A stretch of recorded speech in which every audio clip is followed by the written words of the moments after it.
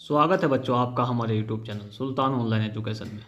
तो बच्चों, आज हम आपको सामाजिक विज्ञान के एग्ज़ाम में आने वाले छः नंबर के इम्पोर्टेंट प्रश्न बताएंगे। तो चलो बच्चे शुरू करते हैं।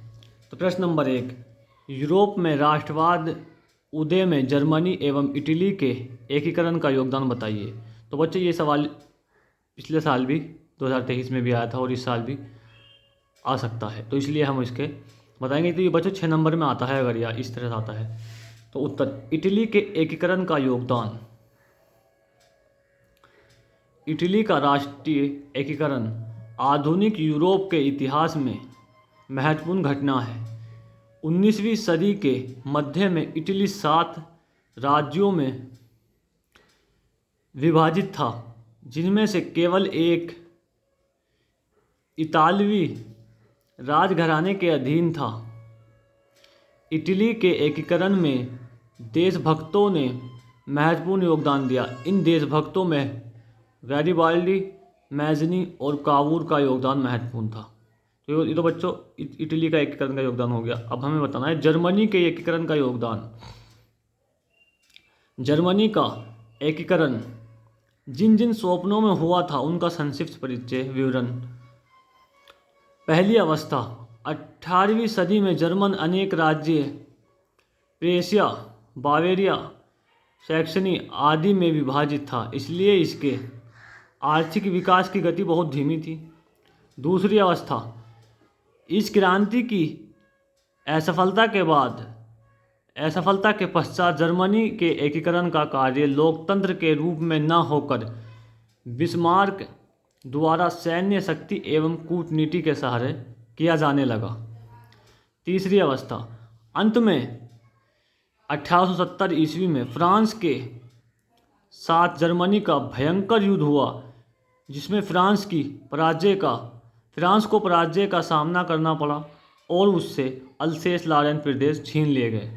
तो बच्चों ये जो है ये 6 नंबर में आता है और इसमें आपको इतना ही लिखना है। यूरोप के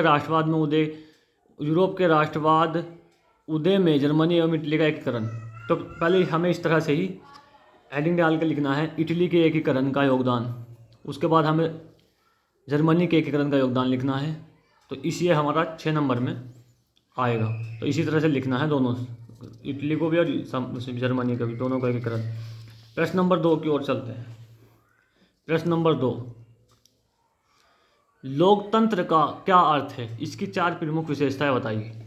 उत्तर, इब्राहिम लिंकन के अनुसार लोकतंत्र जनता का जनता के लिए तथा जनता द्वारा शासन है। यानी उत्तर इसका यही है कि इब्राहिम लिंकन के अनुसार, जो कि अमेरिकी राष्ट्रपति थे, लोकतंत्र जनता का जनता के लिए तथा जनता द्वारा शासन है, यानी जनता ही शासन करती है। लोकतंत्र की 4 प्रमुख विशेषताएं।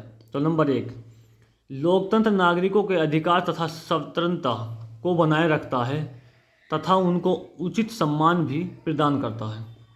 ये लोकतंत्र की एक विशेषता हो गई। लोकतंत्र की दूसरी विशेषताएं हैं, लोकतंत्र सहमति का शासन है। लोकतंत्र में जनता यह अनुभव करती है कि वह स्वयं अपने ऊपर शासन कर रही है।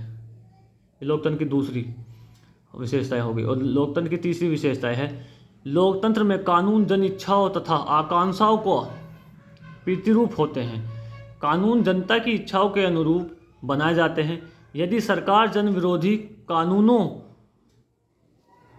का निर्माण करती है तो जनता को ऐसे कानूनों का विरोध करने का अधिकार प्राप्त होता है। यानी सरकार अगर कोई गलत कानून बनाती है तो उसका जनता विरोध कर सकती है। ये तीसरी विशेषता थी। चौथी विशेषता लोकतंत्र की यह है, लोकतंत्र नैतिकता तथा आदर्श पर बल देता है। लोकतांत्रिक शासन व्यवस्थाओं में समस्या का समाधान शांतिपूर्ण तरीकों से करती है। लोकतंत्र विश्व शांति, मानवता तथा प्रेम के मार्ग को प्रस्तुत करता है। ये लोकतंत्र की 4 विशेषताएं होंगी। तो सवाल नंबर 2 हमारा यही था। तो ये भी 6 नंबर में आएगा। ये बहुत इंपॉर्टेंट सवाल है, ये आता है, बार बार आया है एग्जाम में। लोकतंत्र का क्या अर्थ है तथा इसकी 4 प्रमुख विशेषताएं। तो आपको इसी तरीके से लिखना है आपको 6 नंबर एग्जामिनर देगा। तो सवाल नंबर 3 की ओर चलते हैं। प्रश्न नंबर 3।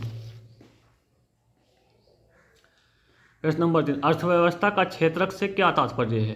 द्वितीय क्षेत्रक की विशेषताओं की विवेचना कीजिए। उत्तर, देश के सुदृढ़ औद्योगिक आधार के निर्माण में सार्वजनिक क्षेत्रक महत्वपूर्ण भूमिका निभाता है। यह अर्थव्यवस्था पर निजी एकाधिकार को नियंत्रित करता है। द्वितीय क्षेत्रक, जिसमें पूछा है द्वितीय क्षेत्रक की विशेषताओं की विवेचना कीजिए। तो द्वितीय क्षेत्रक की विशेषताएं हैं। द्वितीय क्षेत्रक में वे गतिविधियां शामिल होती है जिनके द्वारा प्राकृतिक उत्पादों को अन्य रूपों में परिवर्तित किया जाता है। यहाँ वस्तु प्राकृतिक द्वारा उत्पादित नहीं होती बल्कि निर्मित की जाती है। उदाहरण के लिए कपास के पौधों से प्राप्त रेशों का प्रयोग करके सूत काटना और कपड़ा बुनना, गन्ने से चीनी और गुड़ बनाना और मिट्टी से ईंटें और भवन बनाना, यह प्राथमिक क्षेत्रक से अगला कदम है, यानी द्वितीय क्षेत्रक है। तो ये अर्थव्यवस्था का क्षेत्रक से क्या तात्पर्य है, ये अगर सवाल आता है तो ये 6 नंबर में ही आएगा और इसमें आपको इतना ही लिखना है। आपको 6 नंबर एग्जामिनर देगा अगर आपने इस तरीके से लिखा तो। सवाल नंबर 4 की ओर चलते हैं। सवाल नंबर 4, वन साक्षरण का अर्थ बताइए तथा इसके साक्षरण की आवश्यकता पर प्रकाश डालिए। उत्तर, वन संरक्षण का अर्थ वनों का विवेकपूर्ण उपयोग और वन क्षेत्र में वृद्धि करना, वन क्षेत्रों का अभाव हो जाने से पर्यावरण असंतुलन के अनेक दुष्परिणाम सामने आने लगे। वर्तमान में सरकार ने भी इस पर ध्यान दिया है तथा राष्ट्रीय वन नीति 1988 घोषित की है, जिसके अनुसार कुल भूमि के 1/3 भाग पर वन होने चाहिए। वन महोत्सव इसी दिशा में हमारे बढ़ते हुए कदम हैं।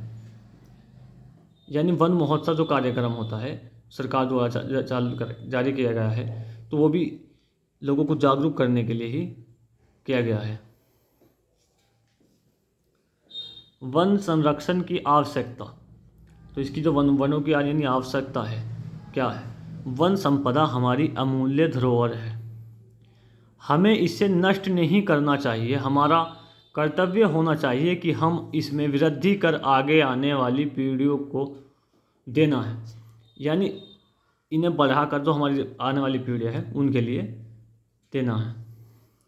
तो अगर ये वन संरक्षण का आता है तो ये 6 नंबर में, ये भी 6 नंबर में आएगा और ये भी आपको इसी तरह से लिखना है। सवाल नंबर 5 की ओर चलते हैं। सवाल नंबर 5, भारत में घटते जल स्तर के मुख्य कारण बताइए। उत्तर, भारत में जल अधिकांश भाग विशेष रूप से नदियों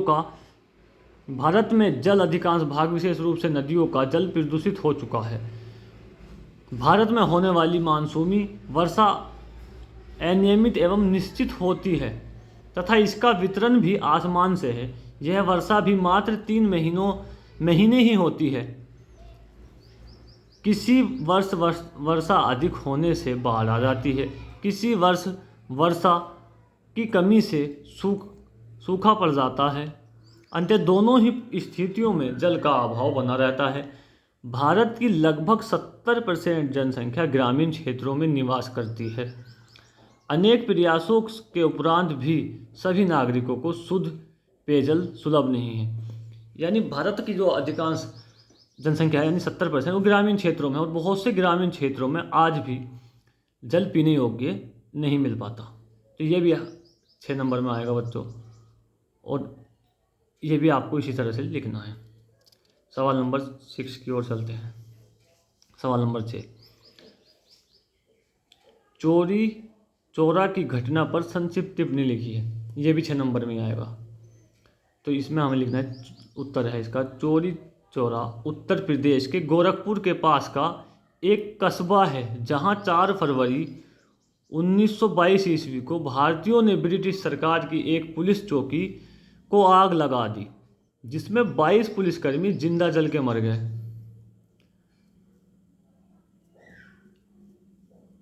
इस घटना को चोरी चौरा कांड के नाम से जाना जाता है।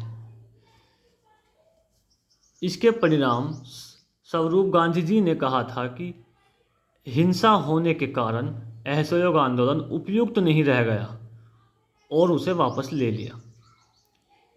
ये बच्चों हमने थोड़ी शॉर्ट करके लिखी है ताकि आपको समझने में आसानी हो। तो ये इसकी 6 नंबर का प्रश्न आएगा और आपको इसी तरह से ये लिखनी है। आप अगर आपने इसी तरह से लिखी तो आपको 6 नंबर मिलने हैं। सवाल नंबर 7 की ओर चलते हैं।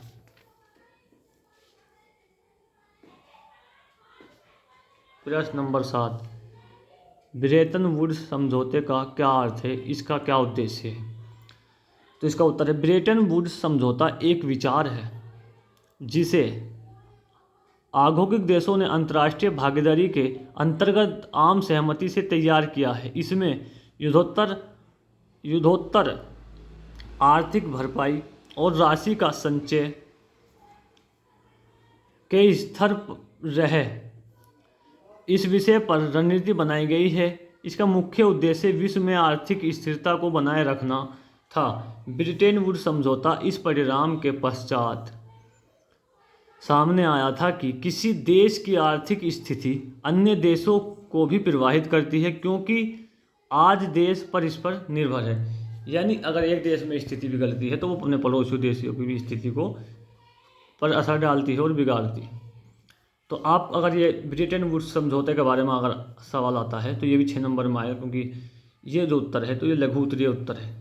तो ब्रेटन वुड्स समझौते का अगर आता है तो आपको इस तरह से इसकी तैयारी करनी है और इसी तरह से इसको लिखना है। सवाल नंबर 8 की ओर चलते हैं। ये सवाल बहुत ही इम्पोर्टेंट है, ये जो ज़्यादातर आता है। सवाल नंबर 8, 1929 की महामंदी से क्या अभिप्राय है? इस महामंदी के कारण क्या थे?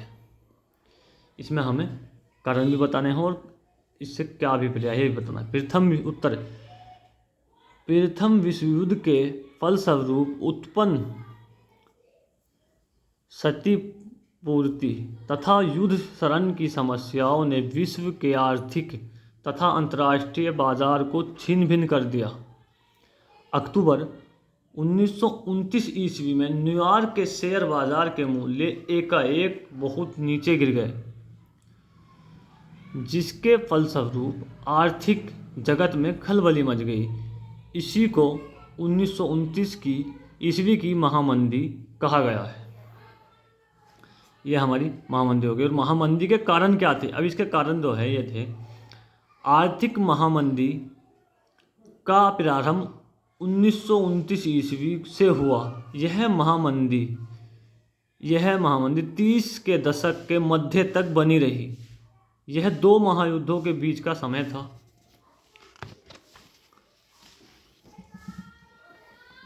प्रथम विश्व युद्ध के दौरान अमेरिका अंतर्राष्ट्रीय कर्जदाता के रूप में उभरा। इसकी अर्थव्यवस्था में उछाल उत्पन्न हो गया, लेकिन यह उछाल लंबे समय तक बना रह सका। जैसे ही उछाल समाप्त हुआ, किसान घाटे के कारण कर्ज में डूब गए।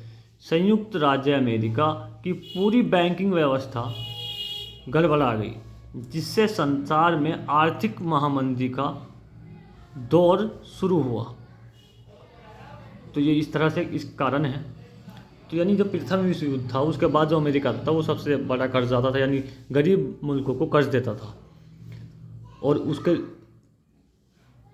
उसकी इसी से उसकी जो अर्थव्यवस्था थी उसमें काफ़ी उछाल आया और बाद में वो घाटे में चली गई, जिससे महामंदी की समस्या पैदा हुई। तो बच्चों, अगर आपको यह हमारा वीडियो पसंद आया हो तो वीडियो को लाइक करें, चैनल को सब्सक्राइब करें और घंटी के बेल आइकन को दबाएं, ताकि आने वाली वीडियो की अपडेट आपको मिलती रहे। और जुड़े रहिए हमसे।